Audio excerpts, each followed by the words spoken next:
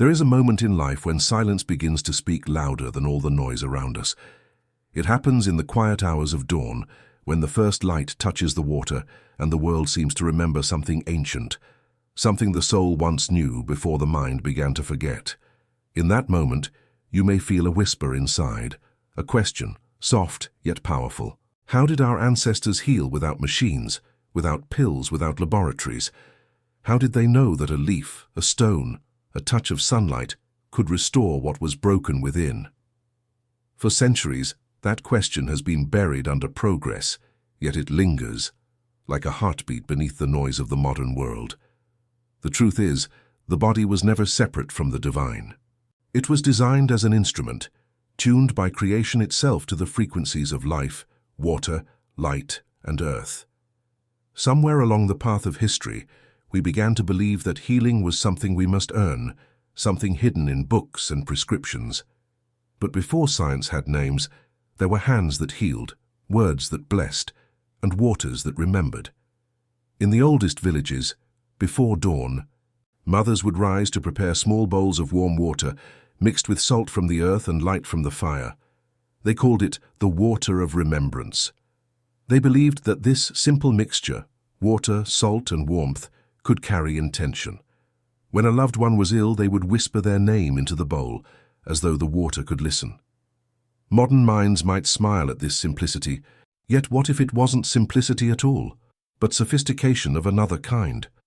What if the ancient healers knew something we have only begun to rediscover, that every molecule of water holds memory, that salt is not only a mineral, but a bridge between the physical and the spiritual, that light carries information capable of awakening dormant forces in the body? In hidden monasteries, carved into mountainsides, old manuscripts speak of the same mystery, that nature responds to consciousness. They describe rituals so simple, so ordinary, that they became invisible to us. One such ritual was a morning practice, a cup of warm water, infused with salt, sipped slowly as the sun rose. It was said to cleanse not just the body, but the emotions stored deep within the organs. It was called the returning, because they believed that the body remembers every emotion it cannot release, and water, being both physical and ethereal, was the only element gentle enough to help it let go. The ancient home remedy that still works today was never about ingredients alone, it was about intention. Every act, drinking, washing, touching, was sacred. The elders believed that before you heal the body, you must speak to it. They saw the body not as a machine, but as a living temple, responsive, aware, listening. They would place their hands over the water and speak softly, as if the molecules themselves were friends waiting for guidance. Return to balance, and they would whisper, remember the light. Science, centuries later, would discover something astonishing, that water molecules change their structure when exposed to human emotion, that the crystalline patterns of water shift under words of love, gratitude, and peace, becoming beautiful, symmetrical, radiant. And under anger, hatred, and despair, they fragment into chaos. The same water that flows in rivers flows in us. The same salt that forms the sea lives in our blood. Every heartbeat echoes the tides. We are not separate from nature. We are nature expressing itself through form. And so, the ancient remedy was never truly created. It was remembered, passed down not as medicine but as memory. When the old healers mixed water with salt and light, they were recreating the balance of the sea, the womb of all life. That is why the body responded, why fevers broke, why wounds closed. Because healing, in truth, was resonance, the moment when the human system remembered its original frequency. In sacred texts written long before our era, there are fragments describing the ritual of living water, a practice of collecting the first water that flowed under sunlight after a storm, because it was believed that the sky, after lightning, had purified it with divine fire. That water was given to the sick, the weary, and the sorrowful. It was said to restore what life had taken. The priests and healers of Egypt, Sumer, and the early Hebrew tribes all practiced versions of this ritual. They believed that salt was not just preservation, but protection, that it sealed the prayer within the water so it could not be corrupted by darkness. Even the early Christians, though they would later cloak their rituals in doctrine, kept the memory of this act. Holy water, blessed salt, the same elements, the same knowing, hidden beneath new names. When you observe carefully, you see that every great civilization carried this thread, from the Himalayan healers to the desert mystics, from the shamans of the Andes to the monks of Mount Athos. Each spoke of the same invisible force, the power of simple things, a cup of water, a grain of salt, a ray of light, and faith. Always faith, not as belief in something external, but as alignment with the truth that life itself is sacred. The ancients healed not by fighting illness, but by restoring harmony. Illness to them was not punishment. It was dissonance, a song out of tune with the music of creation. They understood what we are only now beginning to remember, that every cell sings, that the heart emits a magnetic field that changes with emotion, that water, present in every cell, is both listener and messenger. When fear dominates, the body contracts. When peace returns, it expands. In that expansion, the body remembers how to heal. That is why ancient remedies often began not with herbs or potions, but with silence. The healer would sit beside the patient, place a hand over the chest, and breathe together until the rhythm of fear dissolved. Only then would they begin the ritual. And it was almost always the same: water, salt, intention, and light. In the sacred writings of Tibet, there is a verse: "When the mountain drinks the rain, it sings. When man drinks the blessing, he awakens." They believed that every sip of blessed water reconnected the body to the earth song, and that within that connection lay immortality, not as endless life, but as eternal balance. For to be in balance was to be in eternity, to live in rhythm with the pulse of all creation. Modern science might describe it as coherence, homeostasis, or quantum resonance, but words cannot capture the essence of what the ancients felt. To them it was simple. The universe was alive, and so were we. In remote villages of Japan, even today, elders still follow a morning ritual passed down through generations. They fill a clay cup with water, place it under sunlight for a few minutes, then add a pinch of natural salt. Before drinking, they close their eyes and whisper a word: gratitude. They say that this word activates the water's light. When asked why they do it, they only smile and say, "Because it remembers." And indeed, their skin glows, their eyes remain clear, their hearts steady even in old age. Science once again is catching up, discovering that the body's cells communicate through light, that salt water conducts bioelectric signals, that gratitude shifts the body's chemistry. Yet long before laboratories, there was intuition, a wisdom older than memory.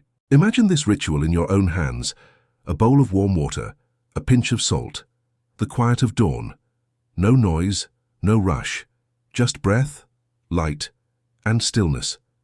You lift the bowl, feel its warmth, whisper your name, your prayer, your gratitude. And as you drink, something awakens, not because of what's in the water, but because of what's in you.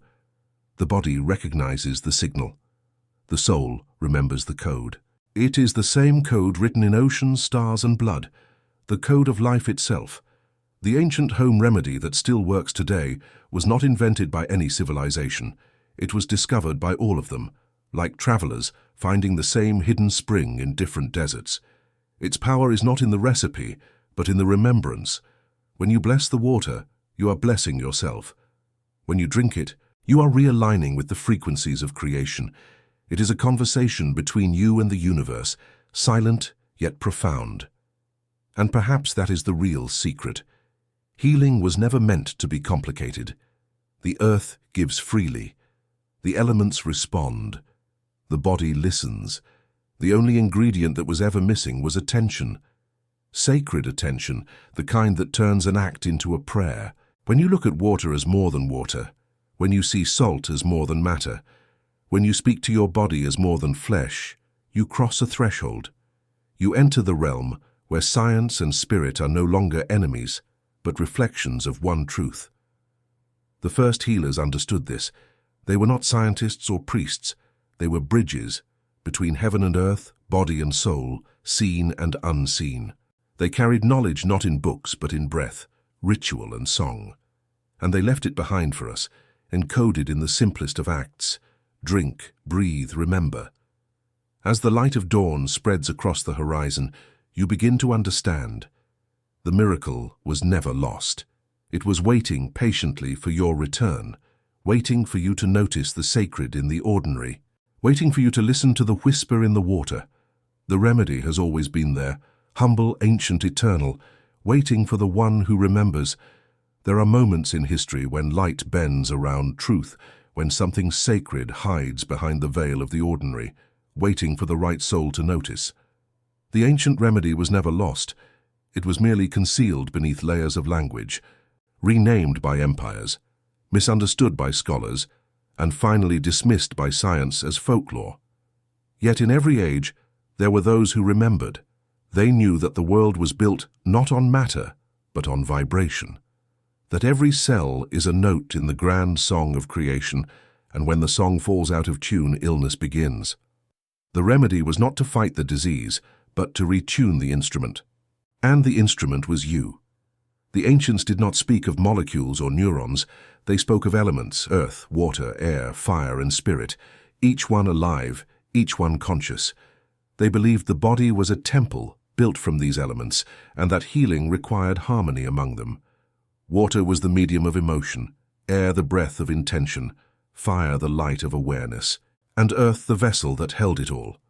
The remedy that endured through centuries was designed to awaken each of these elements at once. It began with water, because water remembers. It continued with salt, because salt preserves truth. And it ended with light, because light reveals.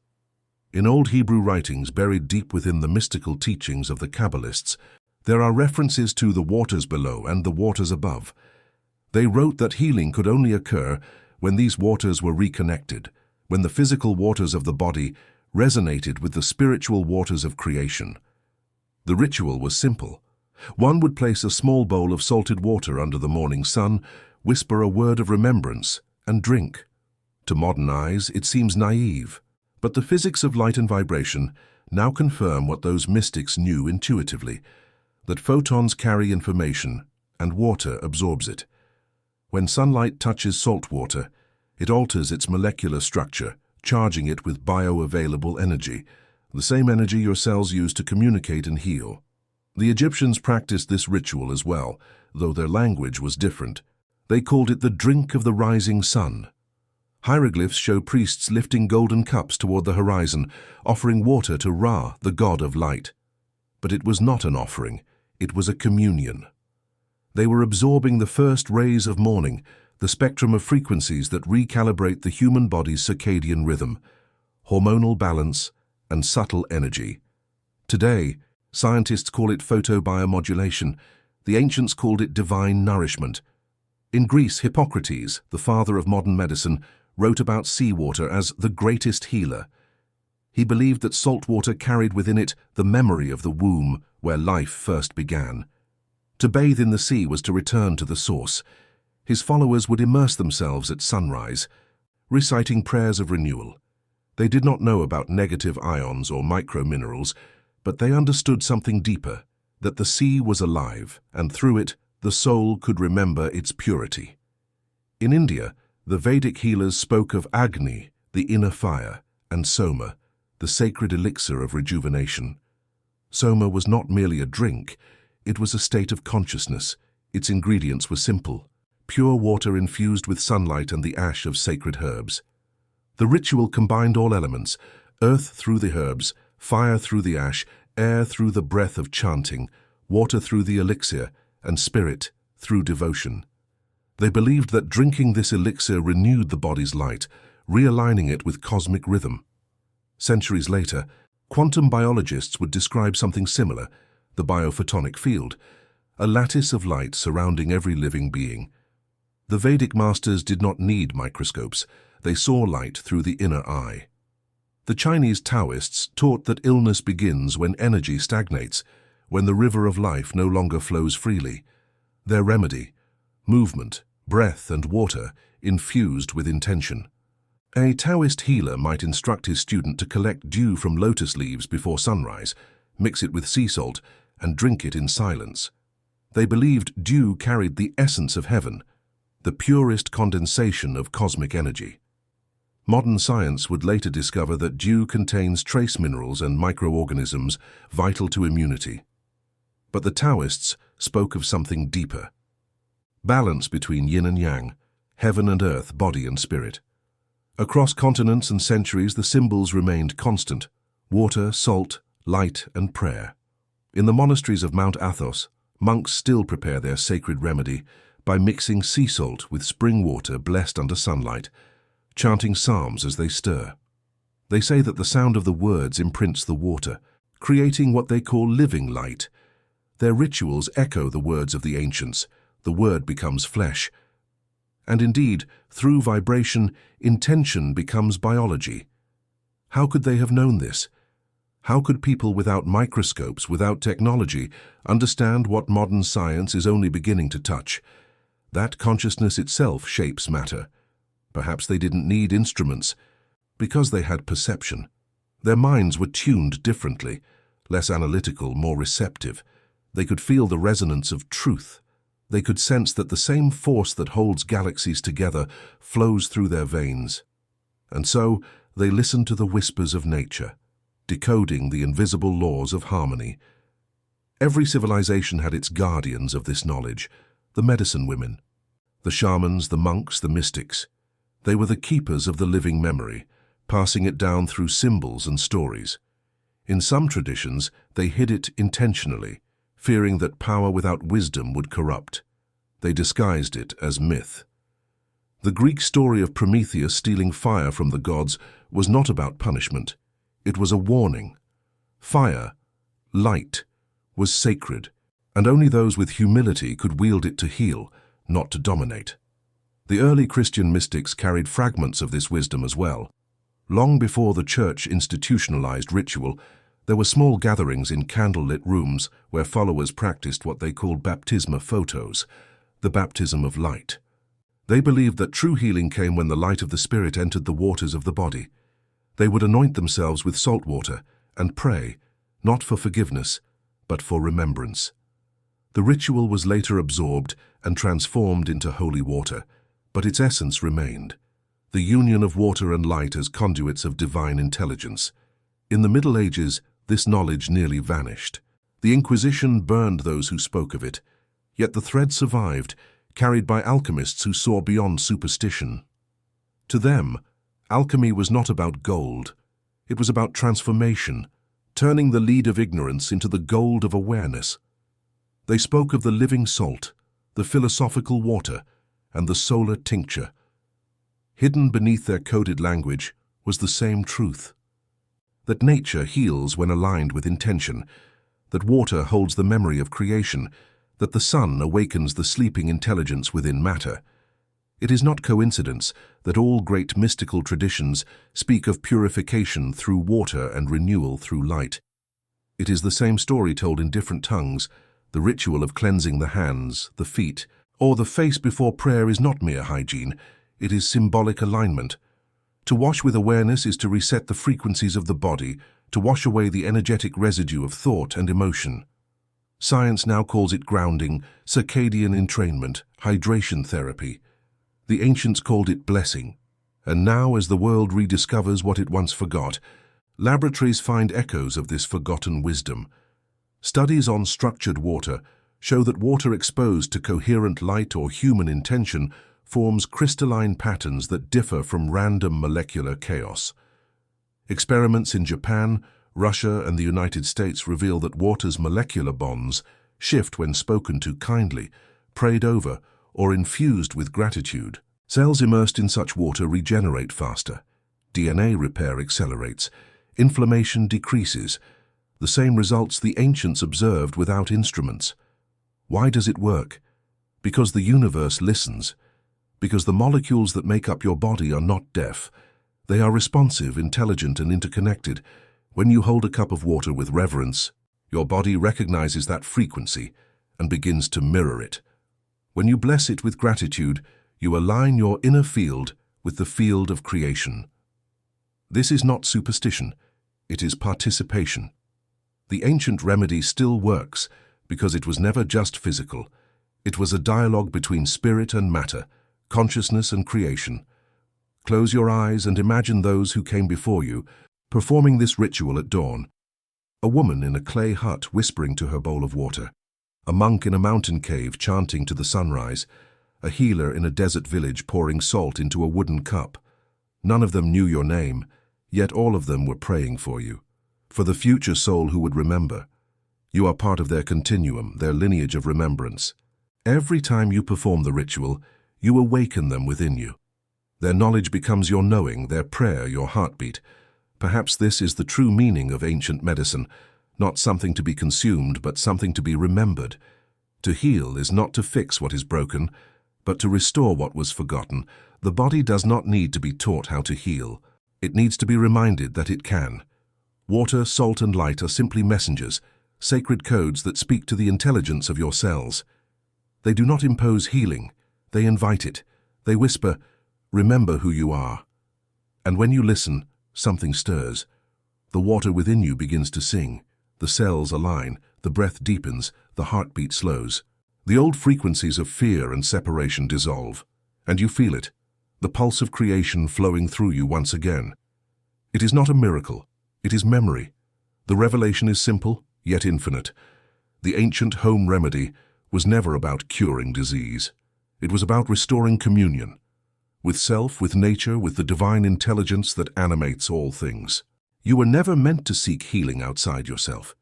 You were meant to awaken the healer within. And the moment you remember that truth, the ritual begins again, not as history, but as life. There comes a moment, often unexpected, when knowledge turns into experience, and what once was a story becomes a living truth within the heart.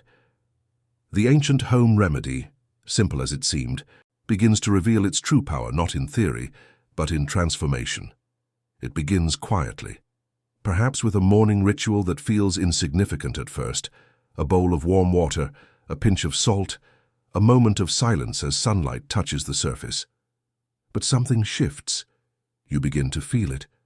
The world, once mechanical and indifferent, begins to breathe again. The water you drink no longer feels ordinary. It feels alive, as if it recognizes you. And you, in turn, begin to recognize yourself.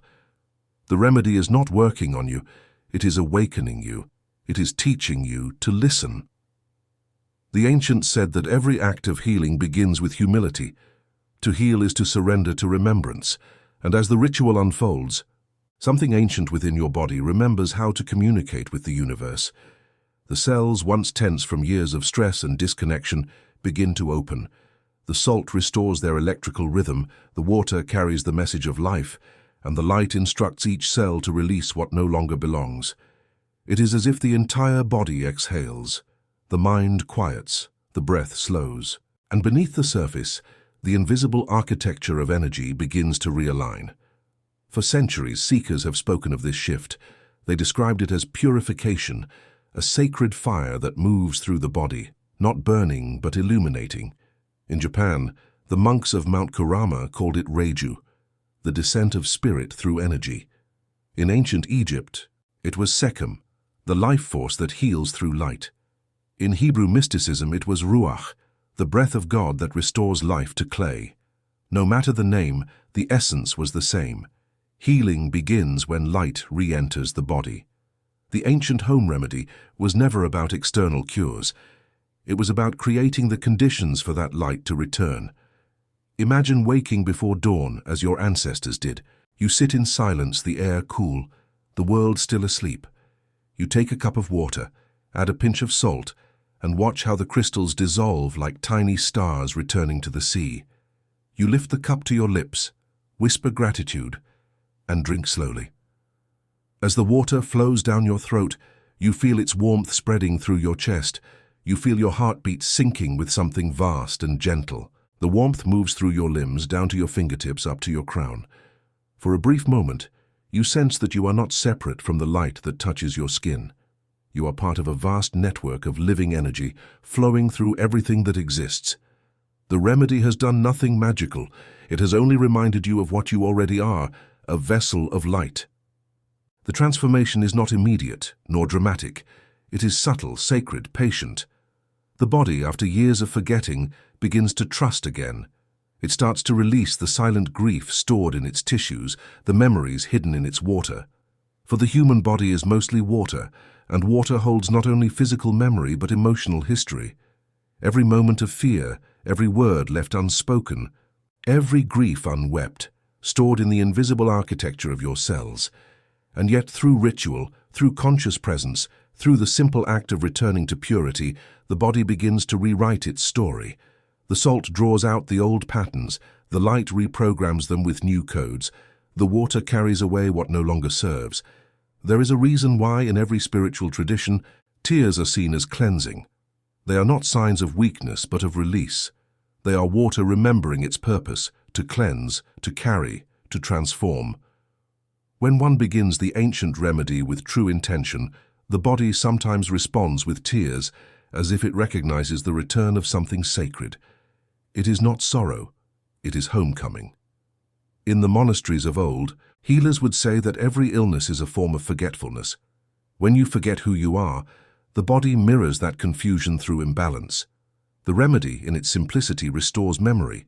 It reconnects the human vessel to the divine blueprint, the original frequency of harmony. You might call it coherence, you might call it grace, but the effect is the same. The moment you drink consciously, you are no longer a passive participant in your healing. You become a co-creator. Transformation often begins invisibly. The first signs are not in the body, but in awareness. The world starts to look different. The light in your home feels warmer. The air carries a quiet sweetness. You begin to crave silence instead of noise, peace instead of distraction. You notice your body communicating in ways you had forgotten, how it softens when you breathe deeply, how it hums when you speak kindly, how it opens when you move with gratitude. This is the language of remembrance. The more you practice, the more you notice that your emotions begin to harmonize. The old storms of anxiety and fear lose their strength. You realize they were never your enemies. They were messengers of imbalance. As you bring the elements back into alignment, water for emotion, salt for structure, light for consciousness, the storms settle. What was once chaos becomes rhythm. The heart finds its natural pace. The mind, once consumed by the need to control, learns to trust the intelligence of the body. This is not faith as belief, it is faith as knowing. In this stage of transformation, the body becomes a mirror of the universe. You begin to feel the tides within your veins, the moon's pull in your breath, the fire of the sun in your heart. The ancient texts spoke of this union as the marriage of heaven and earth within the human form. The alchemists called it the conjunctio, the sacred union of opposites. To them, the true philosopher's stone was not a mineral. It was a human being fully aligned with creation. The same principle lives in the ancient remedy. It is the fusion of opposites, salt and water, light and darkness, matter and spirit. When combined with awareness, they create the elixir of balance. But transformation also requires letting go. The body, when reawakened, begins to purge what it no longer needs, physically, emotionally, energetically. The ancients knew this well and treated it with reverence. They understood that true healing often comes with discomfort, that pain is not punishment, but purification. They would say, "Do not fear the shaking, it is the light rearranging you." As toxins leave the body, as emotions rise to the surface, as old memories replay, the ritual teaches you to breathe through it, to bless even the pain, for it too is sacred movement. The transformation expands beyond the body. Relationships begin to shift. You start to attract what matches your new frequency. Peaceful people, meaningful conversations, moments of synchronicity that feel like divine choreography. You begin to notice that the more you honor the elements within you, the more life responds in kind. The universe becomes participatory again. The rain falls when you need cleansing. The wind moves when you need clarity. The sunlight touches you exactly when your spirit calls for warmth. You are no longer living in the world, you are living with it. The old healers knew this stage as the return of harmony. They would say, "When the inner waters are calm, the heavens reflect clearly." It meant that the body and the cosmos were mirrors of one another. When one finds balance, the other rejoices. This is why many ancient temples were built beside springs, rivers, or seas. They understood that water was the earth's mirror of the divine. To sit beside water was to sit beside God, and to drink blessed water was to drink creation itself. The remedy becomes more than ritual, it becomes relationship. You begin to feel that the water knows you. When you whisper gratitude, it responds. When you approach it with love, it shines. The salt, too, becomes sacred. It no longer represents taste alone, but preservation of truth. In every pinch, you remember that your body is made of the same minerals as the earth. The boundary between you and nature dissolves. You stop seeing healing as recovery and start seeing it as reunion. As you continue the practice, something deeper awakens, a radiance, subtle but undeniable. It is not vanity, not the glow of youth, but the shimmer of coherence. It is the light that returns when the elements are in perfect dialogue. The skin softens, the eyes clear, the breath deepens. People may ask what has changed, but you cannot explain it. How do you explain peace? How do you describe the feeling of being remembered by the universe? In that silence, you begin to understand what the mystics meant when they said, "Healing is remembrance." You are not becoming something new. You are becoming who you always were before the noise began. The salt, the water, the light, these were never external forces. They were mirrors inviting you to remember your own divine design. The ancient remedy was never about returning to the past. It was about returning to yourself. And so the transformation continues, not as an event, but as a rhythm. Each day, each breath, each sip of blessed water becomes a conversation with creation. You are no longer searching for healing. You are embodying it. The same light that rises with the sun now rises within you. The same waves that move the ocean now move through your heart. You have become the remedy itself. There comes a sacred moment in every seeker's journey when the distance between body and spirit disappears. It happens not through effort, but through surrender, when you finally stop seeking healing as an external event and begin to feel that life itself is the medicine. The ancient home remedy in its simplicity becomes a doorway. The water, the salt, the light, they cease to be symbols. They become direct expressions of divine intelligence flowing through you. And in that moment, something shifts forever. You no longer ask how the body heals. You feel the body as healing itself. You no longer chase light. You realize you are made of it. The boundaries between the physical and the sacred dissolve, and what remains is pure awareness. The realization that you were never separate from creation, only asleep within it. The awakening often begins with silence. You drink the blessed water as you have many times before, but this time there is no request, no expectation. You simply hold it with reverence, and in that stillness you feel a pulse, not just in your chest, but everywhere. It is the heartbeat of the earth, the rhythm of the stars, the same pulse that moved through the first cell that ever lived. It hums softly through your veins, through your breath, through every drop of water within you. It whispers, "You are the ocean remembering itself." And suddenly you understand what the ancients meant when they said that the divine lives within matter, that God is not above the world but inside it, breathing through water, burning through light, singing through salt, and existing as you. The great mystics tried to describe this state, but their words were only metaphors. The Sufis called it the beloved, the union beyond thought. The Gnostics called it the living light, the spark that animates all. The yogis called it samadhi, where the observer and the observed become one. Each tradition touched the same truth, that awakening is not an escape from the world, but a deeper immersion into it, seeing through the illusion of separation until every breath becomes sacred.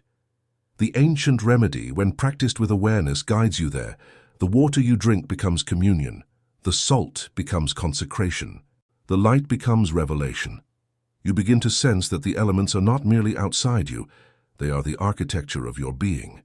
Water carries your emotions, salt structures your form, air moves through your breath, fire burns in your cells as energy, and ether, spirit, weaves them all together into one song.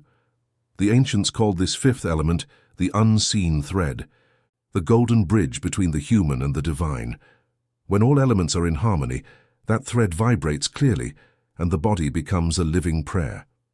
In this state of awareness, even science transforms into mysticism. You understand that the electrical charge of salt mirrors the electromagnetic field of the heart, that the crystalline geometry of water mirrors the geometry of DNA, that light, when absorbed by the skin, speaks directly to the mitochondria, the power centers of your cells, reminding them of their original pattern. Every discovery of modern physics becomes an echo of what the mystics already knew, that everything is energy, and energy is intelligent. Healing, therefore, is not the correction of error, but the restoration of harmony within this field of divine intelligence. The awakening reveals another truth, one the modern world has long forgotten. The earth is alive, and she listens. When you touch the ground with bare feet, you exchange electrons, but also information. When you drink her water with gratitude, you receive her memory. When you look into sunlight with reverence, you absorb her consciousness. The remedy was never just about physical elements, it was about relationship, the sacred dialogue between human and planet. The ancients never saw themselves as separate from the earth. They saw themselves as expressions of her intelligence, born to maintain balance within her great body. And in forgetting this, humanity began to suffer not only physically but spiritually. Awakening is remembering that your healing is the earth's healing. When you bless your water, you bless her oceans. When you cleanse your body, you purify her rivers. When you find peace within, you harmonize her atmosphere. The separation between inner and outer is a myth. The field of life is one continuous wave. The ancients expressed this through symbols, the spiral, the Ouroboros, the lotus, each representing infinite unity. They knew that the same laws that govern the stars govern the blood, that the same rhythm that moves the tides moves your breath. In awakening, these truths stop being poetry and become perception. You see the pattern everywhere. The realization deepens when you begin to feel that even illness, pain, and decay are not errors, but teachers. They are the body's way of calling you back to harmony. The ancients never hated sickness. They conversed with it. They listened. When fever came, it was seen as fire purifying what had stagnated. When fatigue appeared, it was earth requesting stillness. When tears fell, it was water cleansing grief. Every symptom was an elemental messenger, guiding the soul back home. In the awakened state, you stop fighting these messengers. You begin to thank them, and through gratitude, they complete their message and dissolve. The transformation of perception is profound. You realize that light is not something that enters you. It is something that emanates from you. The photons that your body emits, measurable by science, are the language of your consciousness. When you think loving thoughts, your light expands. When you hold fear, it contracts.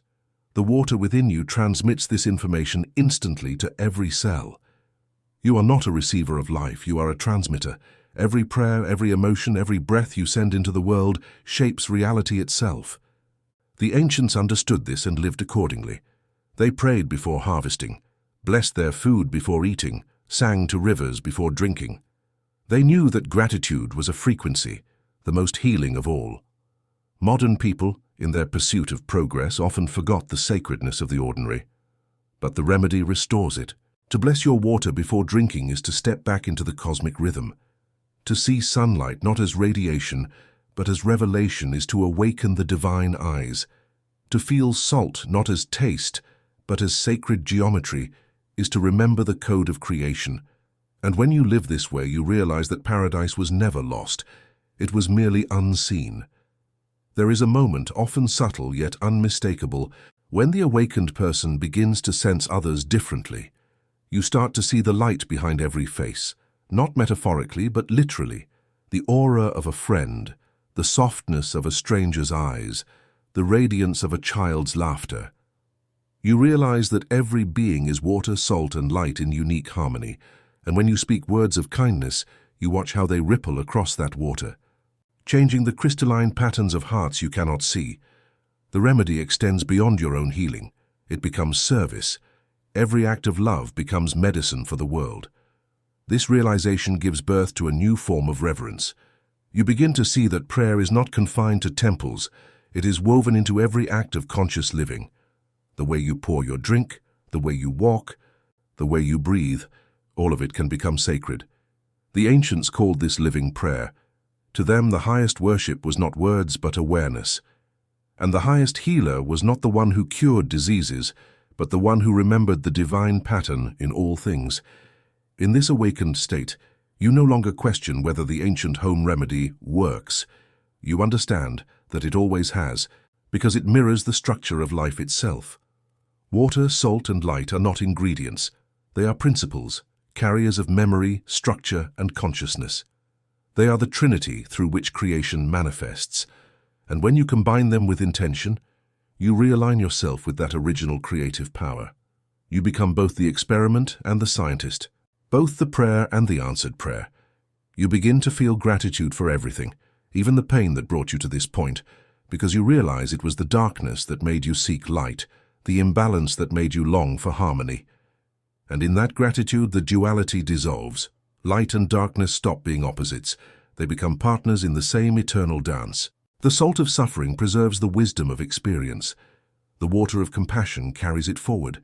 The light of awareness transforms it into love.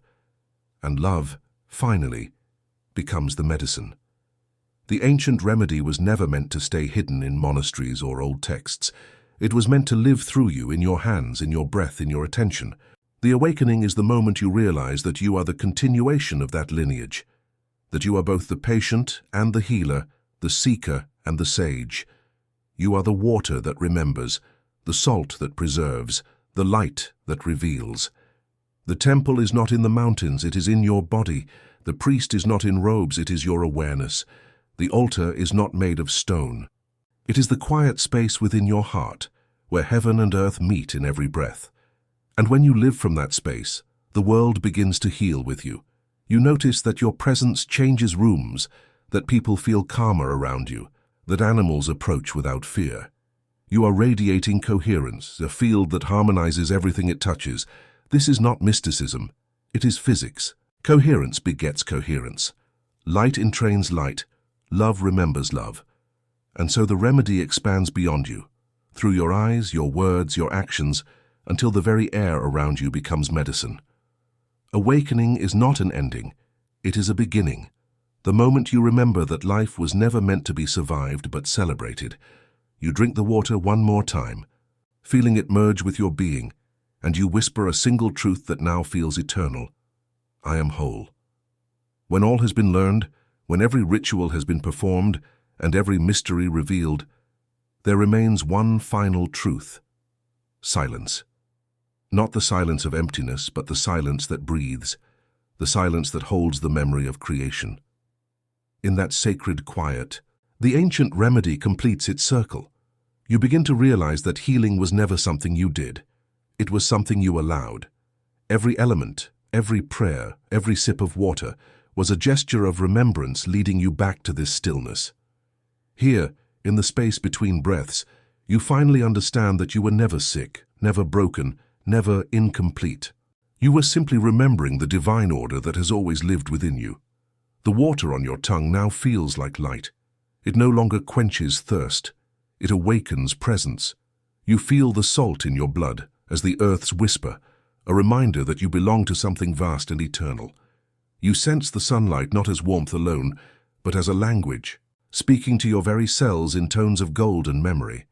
You see now that everything in creation participates in your healing. The air that moves through your lungs, the trees that purify it, the oceans that rise and fall with the rhythm of your heart. Life has always been one great organism, and you have always been part of its pulse. The remedy, in truth, was life itself, waiting to be seen as sacred again. The ancients knew this.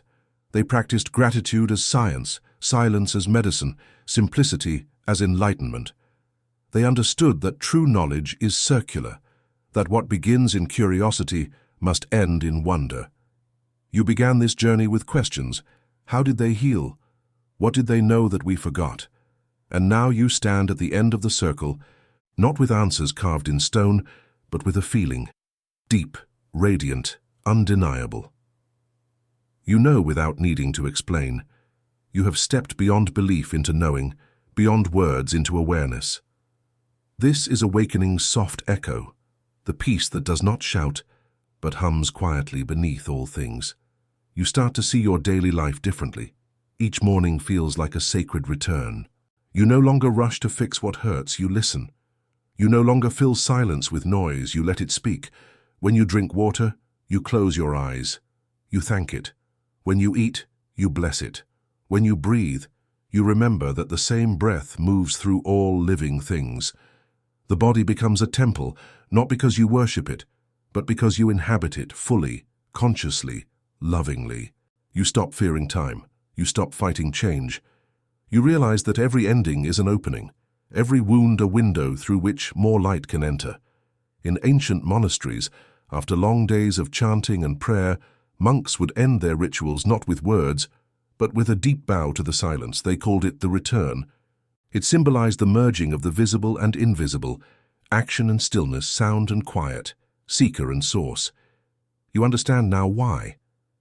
The true purpose of the remedy was not to heal the body alone, but to return you to the rhythm of creation itself.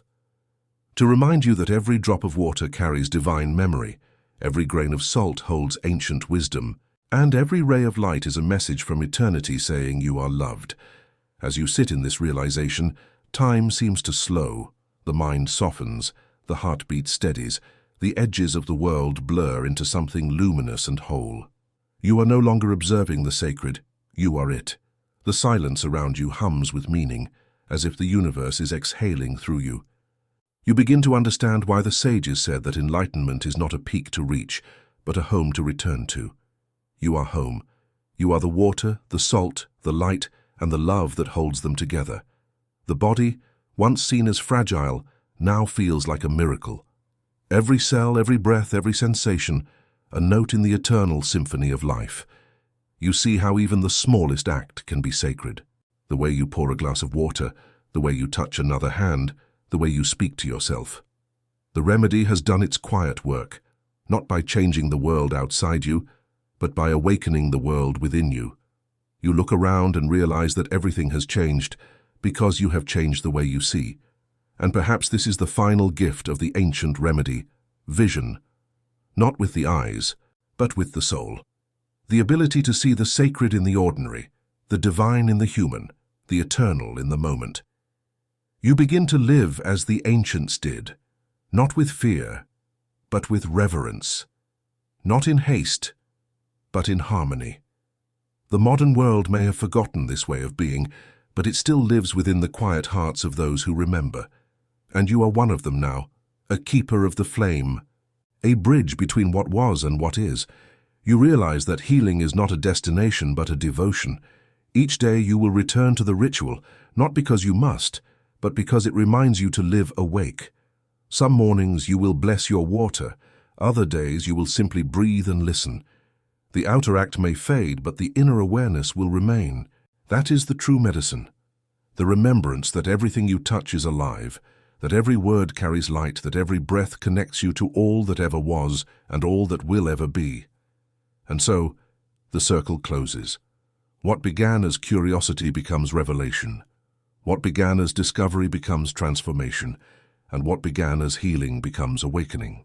The ancient remedy still works today because it was never about time. It was about timelessness. It was never about ingredients. It was about attention. It was never about magic. It was about remembrance. You rise, holding nothing but gratitude. The world feels gentler, the air clearer, your own heartbeat like a quiet drum guiding you forward. The silence no longer feels empty. It feels full. Full of presence, full of light, full of life. You smile because you finally understand the secret was never hidden. It was always here, waiting for you to listen.